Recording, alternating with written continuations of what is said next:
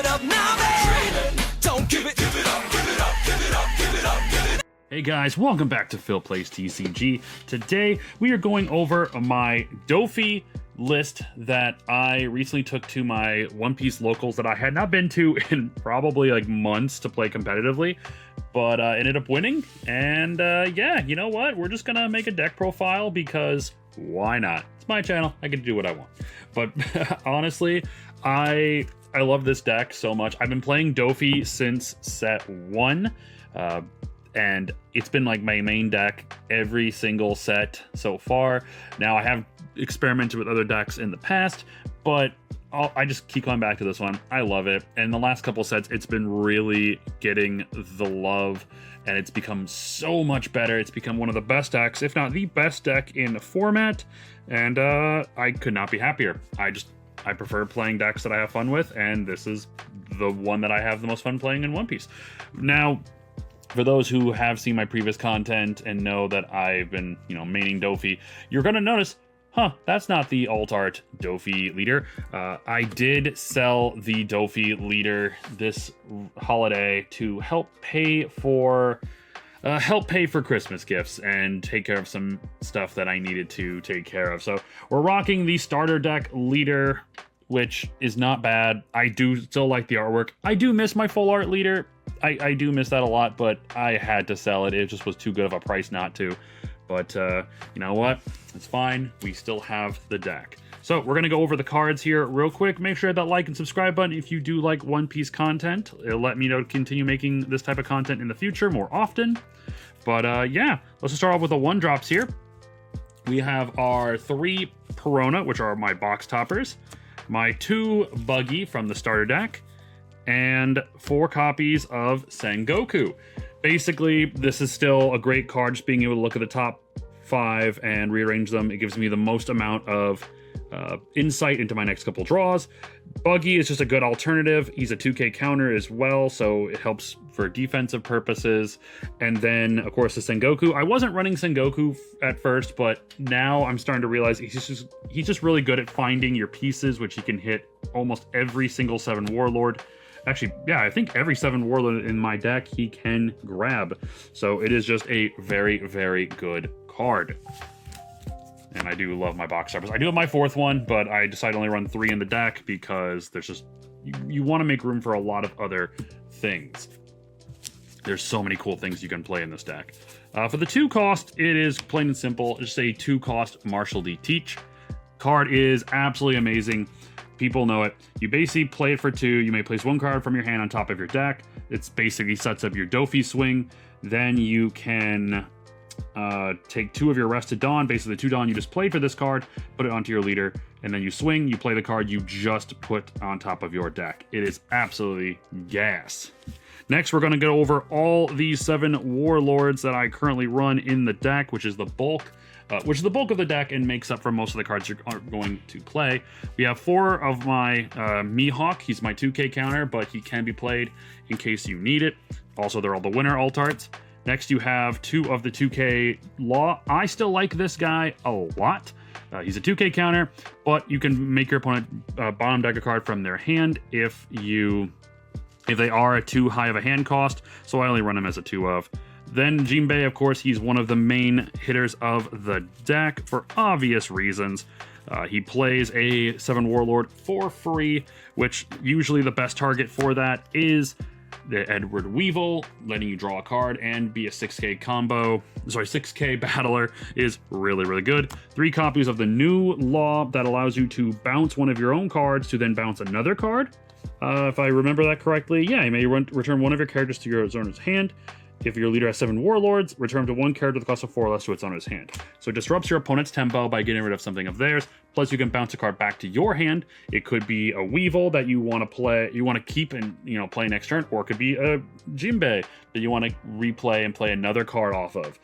You could replay one of your 1-drop or get back one of your 1-drops, so you have the ability to just kind of replay them next turn to set up your next couple attacks. It's really, really good. 2 of the Crocodile 2 cost. Mainly, he's just another 2K. You'll see that I run a lot of defensive cards in this deck, just because I want to be defensive because there's a lot of really strong aggressive decks in the format right now. So, but if you do play him off of, you know, leader ability, he's a 5k, so he still can be lethal. 3 of the special Gecko Moria from the starter deck.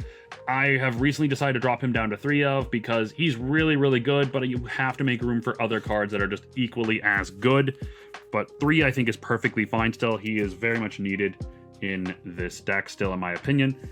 Then you have 4 of the Boa Hancocks from the starter deck. Card is absolutely insane. Blocker, 6k body, plus it allows you to look at the top 3 cards of your deck and rearrange those, plus puts a Rested Dawn onto your leader, which peep the full 7 Warlord Dawn. Then it's so good. Similar to the Marshall D Teach, but overall, this is the package of 7 Warlords that I am running, and I really do like this one a lot. You might see a slight change here and there, but overall, I do think this is the group that I will be going with going forward. Haven't gotten all of them altered yet. Some of them I want to. Some of them I don't really care to because I don't want to spend that much money on alt arts because I bought these when they were like $8 each, so lucked out. Next are the cards that are not part of the 7 Warlords package. We are running 2 Puddings. I feel like this card is still good, but not as needed in this current meta. But who knows, that could change, or you might want to bump her up to 3 of. This is my secret spicy tech. Rush Usopp. My locals pretty much knows that if I run a blue deck, Rush Usopp is going to be in it because it is just a fun gag card that I actually beat our top ranked player because he had no idea that I was running this card. And ever since then, it's been a staple in my blue decks just because it's really fun. It's that when they don't expect you to swing one more time, boom, you pop this guy down, throw a 2 Dawn on him, he's 7k swinger. It's just fun. I know it's not good necessarily, but I still think he has put in enough work that I want to run him. It's just a one of, you know, you never know when you just need one more swing. You just need to get rid of something off board, or you just need to get one more jab at your opponent. I think Usopp is still really, really good. Running 2 of the Jozus. This card is also fantastic. It allows you to bounce a card back from your board back to your hand, and then you can choose one of your opponent's cards at the cost of 6 or less and bounce it back to your opponent's hand. Once again, just disrupting your opponent's tempo, and you're setting up another one of your plays. You can get back a Jinbei, like I mentioned. You can grab back a 1 cost from your board. It's a really solid card. Plus, it's a 7k body, so really, really good stuff. Finally, my boss monster of the deck. I've chosen this time to use the 10-drop Kaido that bounces an 8 cost and bounces a 3 cost. This, I think, late game, depending on your matchup, is really, really good. Now, I was running the draw 4 Kaido, which I think is really good as well, but I'm testing this out for now because I do like just messing with my opponent's tempo, and sometimes drawing 4 necessarily isn't always going to be the best case scenario. It's removing bodies off your opponent's board, and I don't know. You could make the argument for the 4-drop.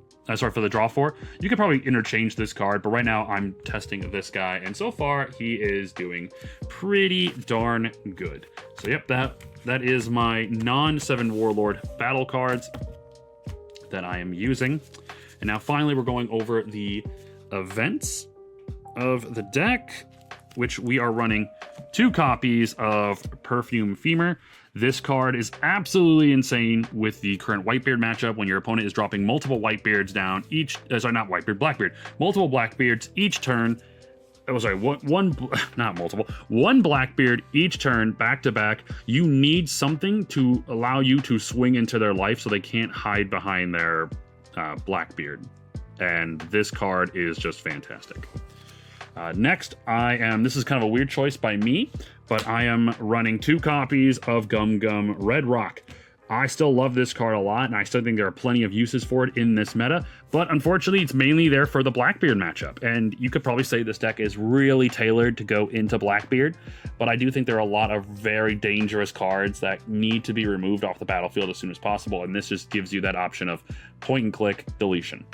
this is really solid. Plus, if you get it off of a trigger, you can at least get rid of a 4 cost off the board early on. But yeah, I still think this card is good. It has helped me out in my matchups, and I'm going to continue to use it until it seems bad. And really, the MVP of the deck is 3 copies of Gravity Blade Raging Tiger. This card is disgusting. I love this card. It does so well into the meta right now with a lot of decks running low to the ground cards, at least cards that cost less than 6 or less. So this just really helps. It helped me win against the best player in our locals, his Blackbeard matchup, being able to get rid of his blockers at one point. Then I played another which got rid of his 2 draw 1 characters, allowed him to like search top 3. This card really does put in the work. And even matchups like, say, the Shanks matchup, getting rid of the Lucky LaRue's, you need to have out to wide boards, and this card is the best. So I know a lot of people are running only 2 of this card. I still think you need to run 3. You need to see this card. If you see one in life, great, but you need to be able to see this card at least twice in your game, and I don't want to take, I don't want to lower that chance of seeing this. So yeah, that is my deck list for Blue Doflamingo. If you didn't know, or if you didn't see my community post when I went to my locals, we had a locals of about 18 players. I went undefeated. First round was Red-Green Chopper, which actually was a pretty scary deck. Then I played Blackbeard in round 2, Blackbeard in round 3, and then finally in the finals against Blue Buggy. Don't ask me, Blue Buggy's actually pretty good still if you know how to pilot it right. But I was able to win out everything. I still love this leader. It's my favorite deck, and I'll be very, very, very, very sad if they decide to ban it. But hey, that will do it for the video, guys. Thank you so much for checking this out. If you liked the video, make sure that like button, so that way I can tell I should make more One Piece content more often. And yeah, thank you for your support. I will catch you on the next video. Take care, guys.